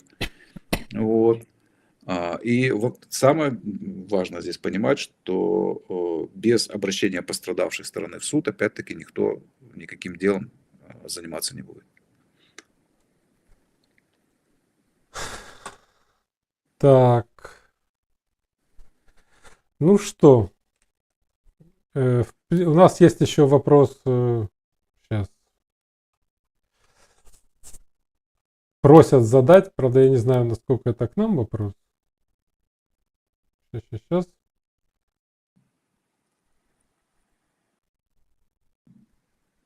Украине светит купол или это слишком заумные цены? Трампу по зубам или европейцам обеспечить Украину такой защитой? В чем человек настаивает на своем вопросе? Не знаю. Ну, я бы, во-первых, этот купол не идеализировал, если вы... Это про израильскую эту систему речь идет, да? Нет, Ну, скорее она... всего, да. Но она вообще не рассчитана на то. Если сейчас... Да, она не рассчитана на такие... Понимаете, у любой системы ПВО есть, что называется, пропускная способность. Вот сколько целей она, к примеру, одновременно может поразить. Вот. Поэтому, любая пропускная способность, она преодолевается за счет увеличения количества целей. Все, это простая арифметика. Вот, условно говоря, он может 100 ракет сбить, а 101-я пролетает. Особенно это хорошо работает в случае ядерного оружия, потому что там вам не надо, чтобы 100 боеголовок упало, да, вам хватит одной, чтобы город там снести, какой-нибудь с лица земли. Вот. Поэтому противоракетная оборона, которая против баллистических вот этих ракет с большим этим самым зарядом ядерным, да, который действительно по своей там разрушительной мощи очень серьезен, да, то это, конечно, иллюзия. То есть она может защищать от несанкционированных пусков, там еще от каких-то вещей, но от массированной атаки с применением большого количества ложных целей, помех и так далее, она не защитит никогда. Вот. Кроме других систем ПВО, ну вот, например, которые бы основаны были на пылевых облаках, это моя любимая система ПВО, потому что она сбивает все, что летит, да, ее как раз эта проблема не волнует, потому что там нет количество, так сказать, определенного противоракет, которые вы можете выпустить одновременно. Ее это не останавливает. То есть там эта штука для нее не важна. Вот. Ей важно вовремя обнаружить атаку и успеть запузырить как бы пылевые облака, которые бы не развеялись до тех пор, пока боеголовки не войдут в плотные слои атмосферы. Вот. Поэтому я бы не делал ставку на какие-то, вот, тем более, понимаете, когда мы говорим система купол, значит, это означает, что это централизованная система, опять-таки, ну, просто она большая, и она построена вот, ну, с заданными параметрами. Вот что важно, с заданными параметрами. Соответственно, зная эти параметры, при желании эту систему можно поломать. Я бы делал ставку в плане ПВО на децентрализованную систему, соответственно, параметры, которые неизвестны, они меняются. И противник ваш не знает на самом деле, что там у вас, сколько там у вас. Но это возможно только тогда, когда, допустим, оборона перестает быть государственной монополией. Вот, когда, условно говоря, город может поставить сам себе свою систему ПВО, вот, или там какой-то конгломерат каких-то предприятий поставить себе свою систему ПВО. Вот. И, кстати говоря, фактически часто, де-факто, но и сейчас как-то таким похожим образом, если брать там легкое ПВО какое-нибудь. Вот. К сожалению, на тяжелое это не распространяется, потому что оно дорогое там, и так далее, и так далее, и так далее. Но, тем не менее, да, вот в такой ситуации страна у вас будет прикрыта в итоге. Вот. И, в принципе, противнику трудно будет что-то с этим делать, потому что он не знает, сколько у вас там, где, кто кому подчиняется, вот, и сколько в целом такая система совокупная, да, это все равно система. Вот, может пропустить, и сколько она может сбить, а сколько, так сказать, пролетит. Вот на это бы я делал ставку. На децентрализованную противовоздушную оборону с использованием самых разных комплексов, хотя это неудобно, я понимаю, да, но тем не менее. Вот, тот же Патриот, он тоже довольно дорогой, и тоже на самом деле там он очень похож на С-300. Вот, они где-то рядом всегда шли. Ну, Патриот получше все-таки, но тем не менее, да. Вот. Ну, а поскольку это детище военно-промышленного комплекса, то там, конечно же, чем дороже, тем лучше. Вот. Я думаю, что сравнимые по эффективности системы могут быть в несколько раз дешевле сделаны. Вот. Но это уже как бы следующий этап, это должно параллельно идти, то есть децентрализация с использованием существующих систем и разработка и продажа как бы своим потребителям новых, более дешевых, так сказать, уже без всех этих заморочек, связанных с особенностями военно-промышленного комплекса. Ну и стоит учитывать, что на сегодняшний день, например, если взять там 200 шахедов, в них небольшие ядерные головки, которые бы там в 10 раз слабее даже, чем те, которые упали на Хиросиму, и запустить их в сторону Израиля, и даже долетевшие 4 или сбитые в воздухе, они принесут тот же самый эффект, как одна большая ядерная ракета. Поэтому тут да, в этом же мир меняется.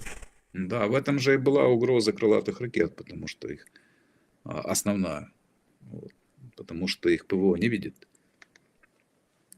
То есть, ну, у нас тут крылатыми ракетами называют, что попало, но дело в том, что у нее высота полета низкая, как правило, поэтому их и делали. Поэтому их и делали, не потому, что они беспилотные, да, то есть там не надо, то есть летчика этого, так сказать, тратить, вот, потому что его дорого учить и долго. Вот, а типа посадил ракетку, да, там заправил, она полетела, и все, и взорвалась. То есть это не в этом идея с крылатой ракеты. Идея крылатой ракеты – это то, что она летит низко. И еще самые коварные из них летят с огибанием местности. То есть она вообще может как бы очень низко лететь, а это значит, что ее система ПВО не видит. Если вы не знаете заранее о старте такой ракеты, то она еще может там маршрутик по ходу менять. То есть это сложная очень цель для системы ПВО. Вот. Поэтому тут тоже надо как бы уже думать, что с таким оружием делать. Сейчас пуляют по нам вот этими всякими вот этими там с номерами, да, а они как бы к этой категории не относятся. Там, в значительной степени. Вот я их видел, они тут у нас летают. иногда. Вот. Ну, если летит как болванка, то есть это как бы цель для ПВО довольно простая. А более замысловатые, как бы, вот уже крылатые ракеты, это уже проблема. Поэтому вот эти существующие комплексы, они в любом случае проигрывают против и Патриоты, и вот эти российские, там, С-400 всякие, вот, и бывшие советские, там, С-300. Вот. Почему? Потому что сбить такую ракету, как правило, дороже, чем она сама. Вот. Плюс вы сбиваете все равно ее ракетой, а ракета у вас не может так маневрировать, как вот эта вот штука, которая летит с дозвуковой скоростью, как бы тихонечко себе, у нее крылышки, там все у нее есть. Вот, она может маневрировать, а ракета тупо ломается, когда там начинают фигуры высшего пилотажа значит, исполнять. Вот, то как бы в этом проблема. В этом проблема, эта проблема, в общем-то, сохраняется, скажем так. То есть, да, то есть, поэтому я говорю про диверсификацию тоже ПВО, да, то есть оно должно быть децентрализованным, и должны быть разные инструменты для разного оружия, включая вот такое. Потому что оно, собственно говоря, является, особенно если, ну, как бы мы имеем в виду Россию как главного врага, да, потенциального и нынешнего, вот, то и, соответственно, с ее территории малое время подлета, вот, то есть буквально там считанные минуты, то, конечно же, должны быть средства для борьбы с такими целями. Должны. Ни Патриот, ни С-300 по-хорошему для этой цели не годится. Хотя, допустим, С-300 и разрабатывалась в основном для попытки борьбы с крылатыми ракетами. Вот. Я ездил на эти стрельбы, вот, помню эти все, потом они рапортовали, что у них все хорошо. Вот, помню эти крылатые ракеты, которые вот как вот эти вот русские сейчас летали, но тогда это были не, собственно, ракеты, а мишени, так называемые, то есть старые самолеты, там МиГ-21, МиГ-19, которые были переделаны под крылатую ракету. И вот он себе летел по маршруту какому-то, значит, и вот его сбивала это С-300. Но тоже сбивала она его там, начиная, вот, хорошо сбивала там с определенных высот. Если он на малой высоте шел, даже без загибаний там всяких прочих там понтов, сбить его было крайне трудно. Вот. И хотя С-300 всегда декларировала, что вот оно такое героическое, сбивает крылатые ракеты, но С-400 и подавно. И, наверное, и Патриот так тоже себя позиционирует. Но еще раз говорю, что это трудная цель для таких вот систем ПВО. Бомбардировщик сбить нефиг делать. Это вот, да, нет проблем. Вот. А вот такое, пускай он даже там маневрирует, там особенно, но это жирная цель, понимаете, это жирная цель, которую никакой радар не потеряет, то есть низко лететь он долго не может, там, ну и так далее. То есть много есть разных моментов. А вот такое вот, это проблема до сих пор. Вот, если надо решать проблему, да, если надо думать о системе ПВО, то вот надо иметь в виду, что там, если такая проблема, очень серьезная. Кстати, а какая позиция по поводу ядерного оружия при Анкапе у Владимира? Вот Михаил Чернышев считает, что ядерное оружие нельзя применить для защиты, соответственно, создание ядерного оружия – это агрессия. Но я добавлю, что Рачинский считает, что ядерное оружие – это вообще не оружие, а статусная вещь. Ну, я не думаю, что его нельзя применить, как бы, что можно, вернее, применить только для агрессии. То есть, если у вас там безвыходная ситуация, на вас там лезут как бы со всех сторон, то и по вам, к примеру, уже применили. Там же всегда была доктрина ответного удара. Формально все ядерные державы придерживаются доктрины ответного удара. Вот. Даже Россия, там, которая что-то меняла там, в доктрине, и Америка тоже там что-то меняла, но тем не менее формально это так. То есть мы первыми не нападаем, для этого у нас существует. То есть вы должны предъявить, что у вас есть возможность обнаружить цели противника, да, то есть вы заявляете, мы будем применять ядерное оружие в ответ на применение по нам ядерного оружия. Только так, да. И вам тогда скажут, а как вы узнаете, что по вам применяют ядерное оружие? Да? То есть, и тогда вы должны предъявить системы, значит, обнаружения там различные, которые позволят вам это дело увидеть. Да? Собственно говоря, вот почему Совок и Америка строили в большом количестве вот эти вот радиолокационные дорогущие станции, системы предупреждения о нападении. По Совке они по периметру стояли, вот, включая там, допустим, загоризонтные, даже такие, как так, которые стоит огромная вот эта приемная антенна, которая в Чернобыле стоит, про которую там масса легенд, значит, о том, что это там облучают оттуда, значит, вот этими лучами смерти, вот, и так далее, и так далее. Но эта антенна облучать не может, потому что это приемная антенна, это приемник. Вот. То есть это загоризонтная, значит, штука. Ну, таких тут тоже было несколько, ну, неважно. Короче говоря, вот вам нужно это иметь.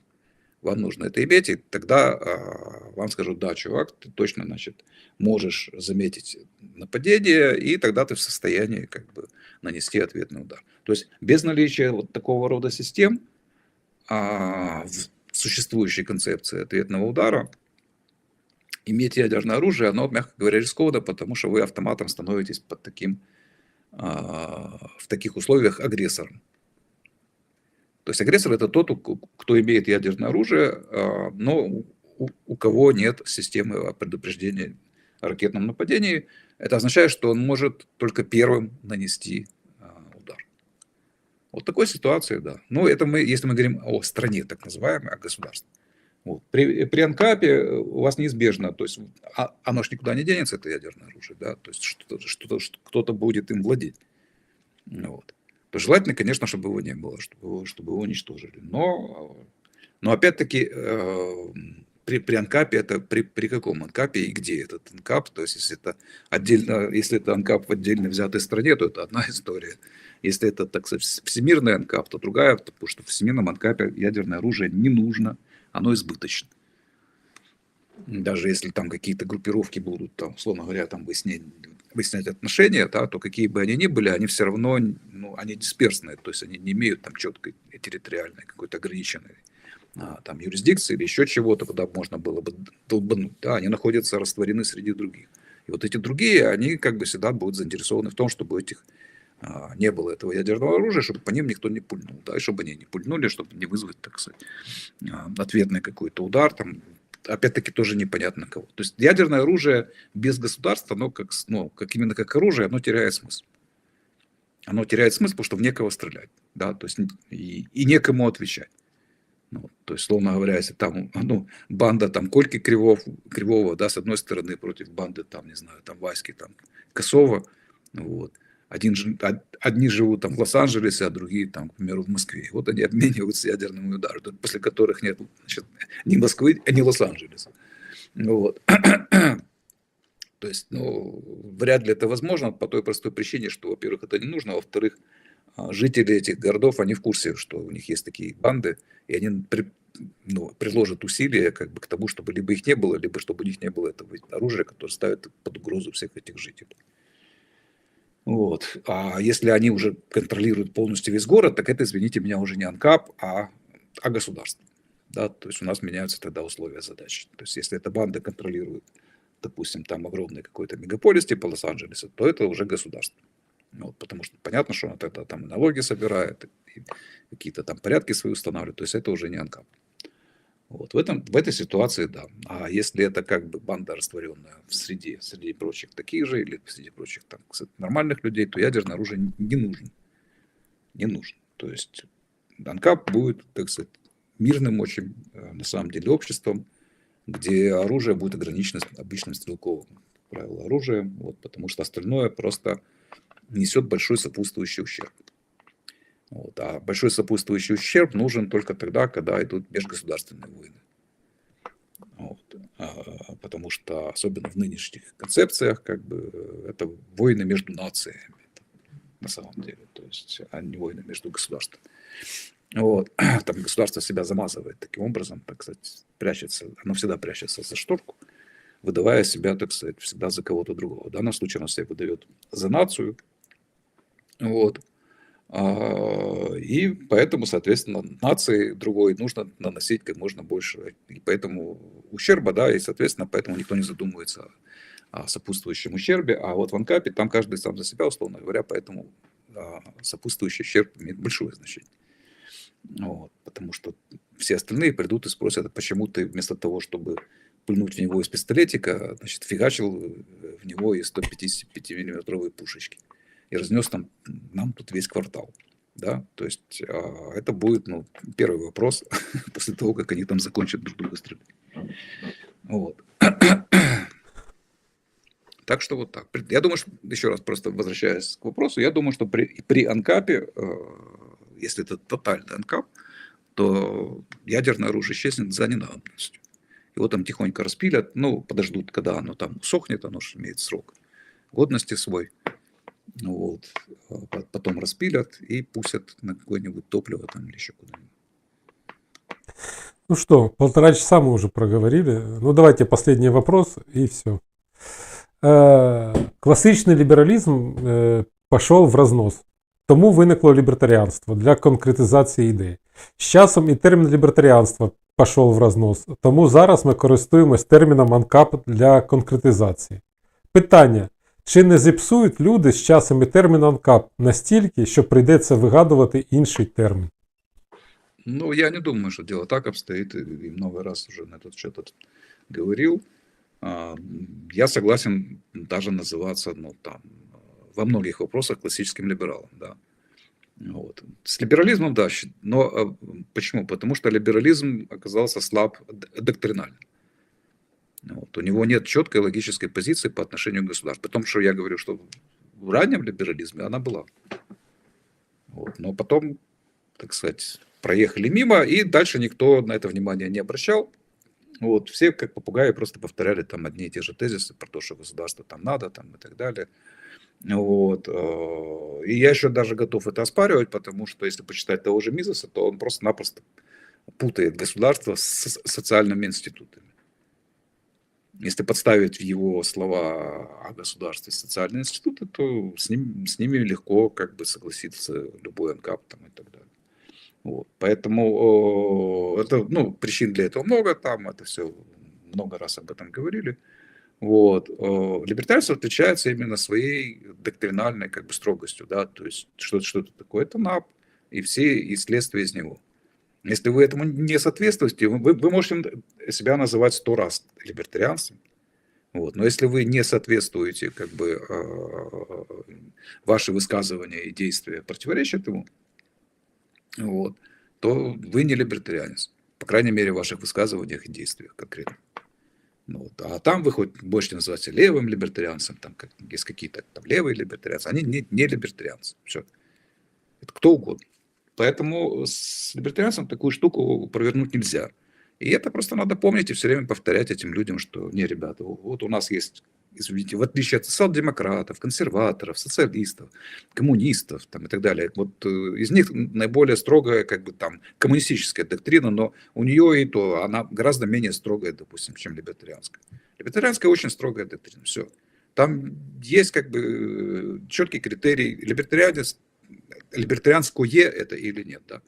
Потому что либертарианцы это тоже не всегда, да. То есть надо говорить о либертарианских высказываниях и либертарианских действиях. Так вот, являются ли они таковыми, можно очень просто понять. Если они не таковы, значит они не либертарианские. И я предпочитаю даже всегда говорить либертарианцы, допустим, а не АНКАП, потому что АНКАП это тоже такое искусственное довольно обозначение, вот, которое, оно либо равно либертарианству, да, либо непонятно, зачем оно тогда вообще там существует. Вот, потому что либертарианство, оно и предполагает АНКАП, собственно говоря. Я бы делил это просто как позиция доктринальная, да, то есть либертарианство. АНКАП это просто, условно говоря, цель либертарианства. Чего вы хотите? Мы хотим анархокапитализм, это то, к чему мы стремимся. То есть что получится в результате, если будет реализована идеи либертарианства станут самыми главными в мире. Да? То есть что получится у нас? У нас получится то, что мы называем анархокапитализм. То есть это такая вещь, которую мы должны получить в итоге. Мы ее можем описывать, вот, там и так далее, спорить, что там будет, чего не будет, вот, при этом самом АНКАПе и так далее, и так далее. Но это такого рода конечная цель. Да, то есть, с одной стороны, АНКАП, конечно же, существует и сейчас, и благодаря ему мы все тут живем. Вот. А с другой стороны, мы просто хотим из этого АНКАПа убрать вот это государство, которое нам мешает, да, и тогда вот будет полный АНКАП, без всяких паразитов. Вот. Поэтому я не вижу здесь проблемы. Пускай кто угодно там называет себя либертарианцами, просто надо говорить, что эти люди не либертарианцы. То есть либо приходите спрашивать у них, как там насчет НАПа у вас дела обстоят, вот, либо как бы комментировать, писать, говорить, что вот эти, они могут себя, конечно, как угодно называть, но они суть этой идеологии не отображают. Так что вот так. А вот это бегать каждый раз, прятаться и говорить, что раз они тут пытаются испортить, то мы будем как-то по-другому называться, я думаю, что это как раз проигрышная позиция. Вот. Потому что бегать тогда придется бесконечно. То есть надо остановиться на какой-то одной, вот она вот наиболее четкая, ясная, понятная. Потому что у АНКАПа нет доктрины. Да? То есть вот такой, который бы сказали, вот смотрите, вот он критерий. Вот. То, что государства нет, это не значит, что там АНКАП. Это может быть что угодно, но АНКАПа там может не быть, как Сомали, например. Там же нет АНКАПа. Вот. А государства нет. Вот. Поэтому с либертарианством все ясно и просто. Все ясно и просто. Поэтому я не вижу причины отказываться от этого определения. Вот, оно как раз работает. Вот, и то, что там пытаются примазаться постоянно какие-то другие люди, это как раз хорошо, это повод всем прочим вот объяснить, что, ребята, вы либо, так сказать, крестик, либо трусы, то есть надо как-то вот с НАПом вам решить. Потому что либертарианство – это все, что следует из принципа неагрессии, вот, или, если с другой стороны посмотреть, то принципа самопринадлежности. И на этой оптимистичной ноте будем заканчивать. Тех, кто опоздал к прямому эфиру, посмотрите в записи. Запись уже сейчас будет. Так что на этом мы сегодня заканчиваем. Большое спасибо, Владимир. Опять мы ушли больше часа 40 проговорили.